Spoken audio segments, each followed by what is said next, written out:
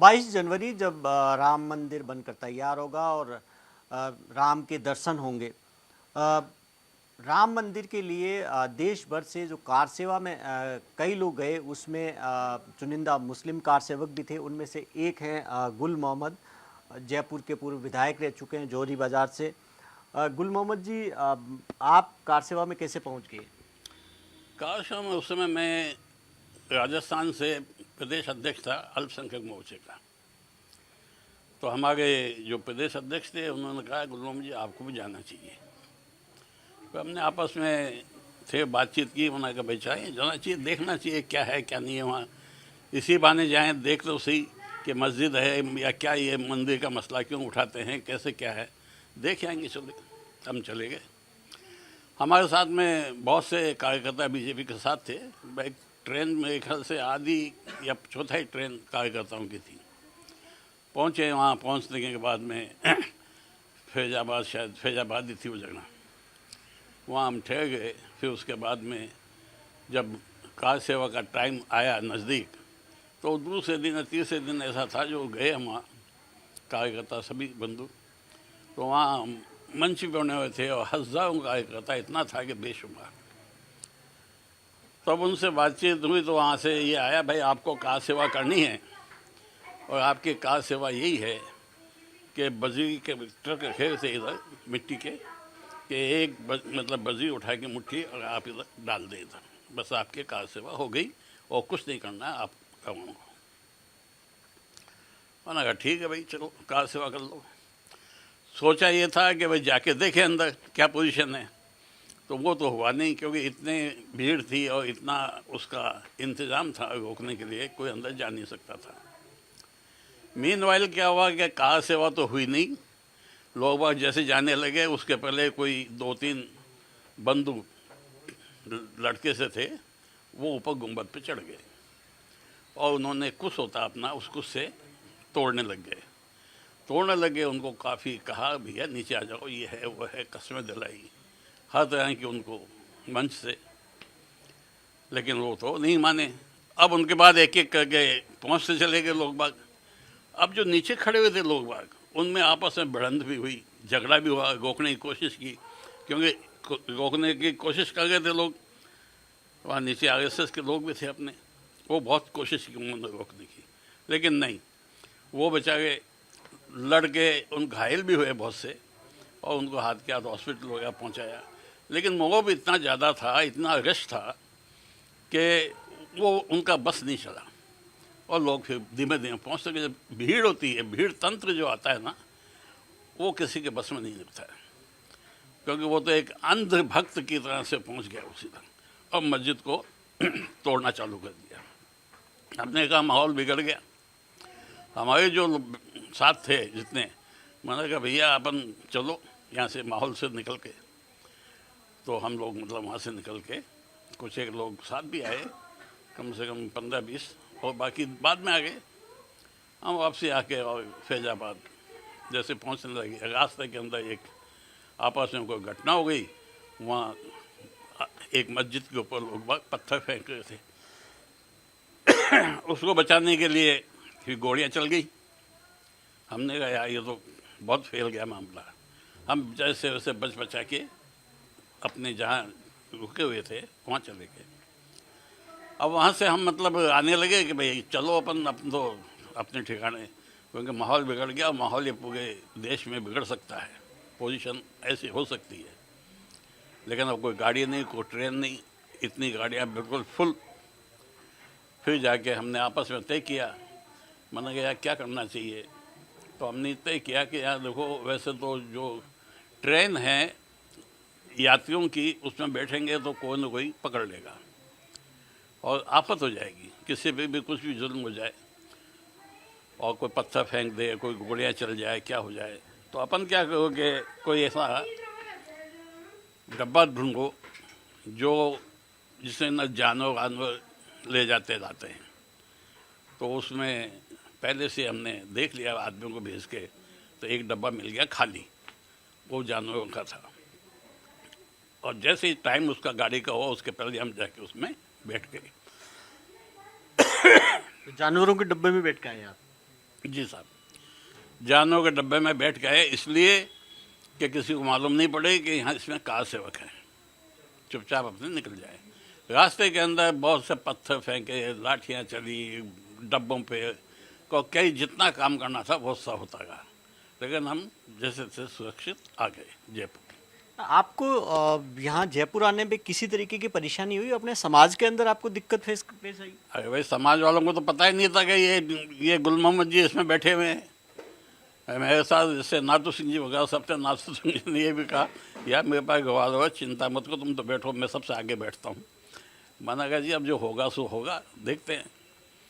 तो हम आगे उस यहाँ आ गए। यहाँ आके मालूम पड़ा घर के अंदर, अजी के कहाँ चले गए तुम, यहाँ इतने टेलीफोन आ गए हैं, हम तो परेशान हो गए बहुत ज़्यादा, और हम तो यहाँ नहीं रहेंगे, मैं तो अपने पिए जाती हूँ, मिसेस ने कहा।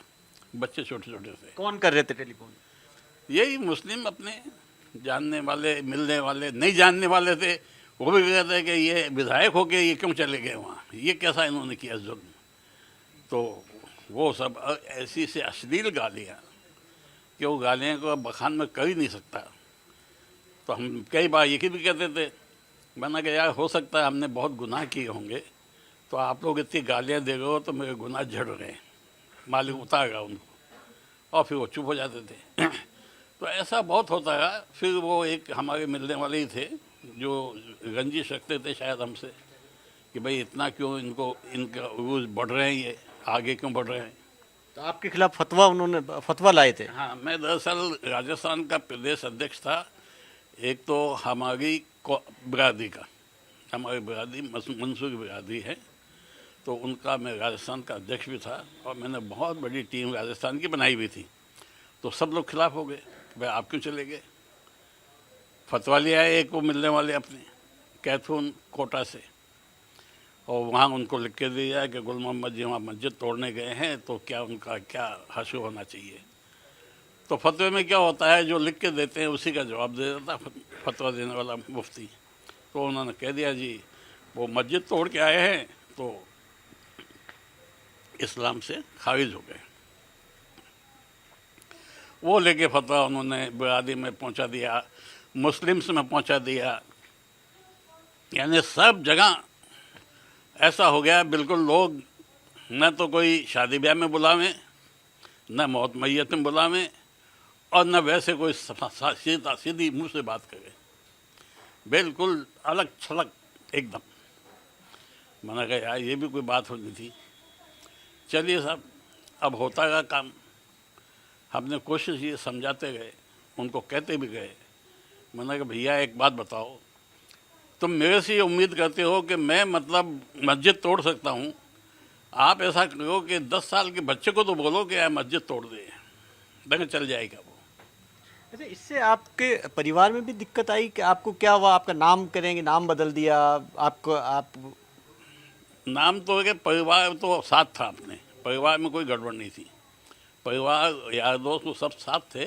लेकिन जो लोग होते हैं ना ऐसे कि भाई इनकी क्यों इतनी ख्याति हो गई है, क्यों इतने आगे बढ़ रहे हैं, क्यों इनको मालिक इतना आगे उरूज पे चढ़ा गया है, तो वो लोग ऐसे थे, वो चाहते ये थे कि इनको कैसे भी करके और इनको डाउन किया जाए। तो कईयों ने नाम में भी तब्दीली कर दी, कोई गुलाम कह दिया, किसी ने गुल्लू राम कह दिया, कई तरह के मतलब उस समय चर्चाएँ चलती गई। और वैसे पैम्पलेट वगैरह निकालते थे, अखबारों में भी आते थे गुल्लू राम, कोई क्या कहता है।